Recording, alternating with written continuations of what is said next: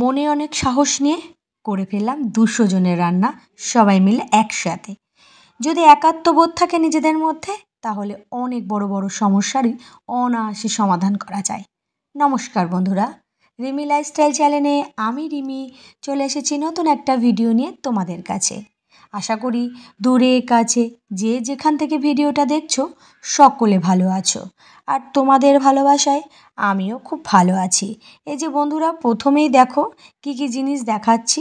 আজকে রান্না হচ্ছে আলুর দম আর খিচুড়ি, তাই নিজেরাই লেগে পড়েছি আজকে রান্না করতে।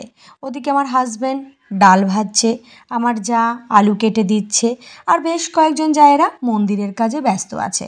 আমি আবার এদিকেই রয়েছি, এই যে ভিডিও করছি তার সঙ্গে টুকিটাকি সমস্ত কাজ কিন্তু করে ফেলছি। এই যে দেখতে পাচ্ছ সমস্ত মশলাই কিন্তু আমি করেছি। দেখো সুন্দর করে কি সুন্দর সাজিয়ে রেখেছি। আর মশলা করা থাকলে না রান্না করতে বেশি একটা কষ্ট হয় না। আর একটু যদি বুদ্ধি খাটানো যায় তাহলে নিজেরাই কিন্তু বাড়িতে এই 200-100 জনের রান্না নিজেরাই করতে পারবে।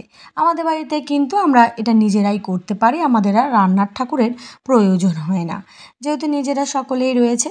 তাই বাটা মশলাগুলো কিছু আগে করেছি, এখন আবার কিছু করেছি। পোস্ত, বাদাম, চালমগজ, আদা, কাঁচা লঙ্কা, এছাড়াও সমস্ত মশলা যেগুলোকে ভেজে নিতে হবে সেগুলোকে এবার ভেজে নিয়েছি। আর এদিকে তেল দিয়ে না ফোড়ন দিয়ে সমস্ত মশলাগুলো এবার একে একে তেলের মধ্যে দিয়ে দেবো। ভালো করে যদি এই পাল্পটা তৈরি করা যায় তাহলে কিন্তু আলুর দমটা বেশ ভালো হবে। এটা কিন্তু আলুর দম শুরু হয়ে গেছে। এই যে এদিকে কিন্তু মশলা যেহেতু সমস্ত কিছুই রেডি করা আছে, তার জন্য আর রান্না করতে কোনো সমস্যাই হচ্ছে না। সকলেই হাতের কাছে আছে, সকলেই মিলে একটু মশলা কেউ নাড়া দিচ্ছে, আমি ভিডিও করছি। সকলে আমরা কিন্তু খুবই আনন্দের সাথেই এই পুজোটা সেলিব্রেট করে থাকি। আজকে যেহেতু আমার রান্নার দায়িত্বে পড়েছে, তাই আমার ভিডিওতে আজকে তোমরা রান্নাটাই বেশি দেখতে পারবে। দেখতে পারছো একে একে কিন্তু মশলাগুলো সব দিয়ে দেওয়া হয়েছে তেলের মধ্যে। এইভাবে কিন্তু তোমরাও নিজেরা চাইলে বাড়িতে আলুরদম করতে পারবে। আলুরদম করার ব্যাপারটা না বেশি একটা কঠিন না। এই সমস্ত মশলাগুলো কিন্তু এক জায়গায় যদি আগেভাগে করে নাও, তারপরে তেলে ভালো করে যদি একটু ভেজে নাও এবং তার সাথে যদি কালারটা কম আসে তাহলে কিন্তু একটু যদি পারো কাশ্মীরি লঙ্কার গুঁড়োটা ইউজ করবে, দেখবে কালারটা ম্যানেজ হয়ে যাচ্ছে। দেখো আমি সমস্ত মশলা যেহেতু আগেই করে দিয়েছি, পোস্ত, চালমগজ, এছাড়া হচ্ছে গিয়ে তোমার বাদামটা এখন দেওয়া হয়নি, কাঁচা বাদাম যেটা বেটেছিলাম সেটা দিয়েছে। আর ওদিকে কাঁচা লঙ্কা, শুকনো লঙ্কা, হলুদ সমস্ত কিছুই প্রায় হয়ে গেছে, তাই একটু বেশি করেই দিচ্ছে যেহেতু প্রায় 200 জনের আয়োজন।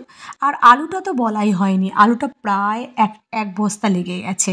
এবার এক বস্তাতেই পুরোটাই আলুর দম হচ্ছে না, কিছুটা হচ্ছে খিচুড়ির জন্য রাখা হয়েছে, আর বাকিটা না এই রান্নার কাজেই দেওয়া হবে।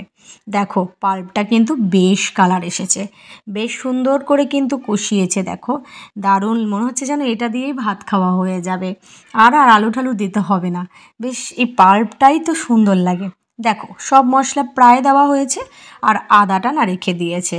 কিছু কিছু মশলা বাকি ছিল সেগুলোকেও একে একে দিয়ে দিচ্ছে, কারণ হচ্ছে গিয়ে এই পাল্পটাকে আগে ভালো করে এটা দিচ্ছে, সেটা হচ্ছে চালমগজ। এটা একটু লাস্টে দিয়েছে, আসলে চিনতে পারিনি। বাদাম আর চালমগজ না বাটলে পরে প্রায় একই দেখায়, তার জন্য আর চিনতে পারিনি, তাই আগে পরে হয়ে গেছে। যাই হোক সমস্ত এবার কমপ্লিট। এবার হচ্ছে গিয়ে পোস্তটা লাস্টে একেবারে দিয়ে দিল। এই যে বেশ দেখো পাল্পটা দেখো, জাস্ট দেখতে কত সুন্দর লাগছে।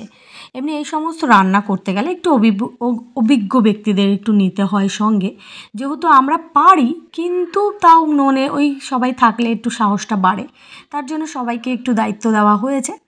আর এদিকে আমার একটু বাদাম গুঁড়ো করতে বলেছে, আর এদিকে এই যে ভাজা মশলাগুলো না গুঁড়ো করতে হবে।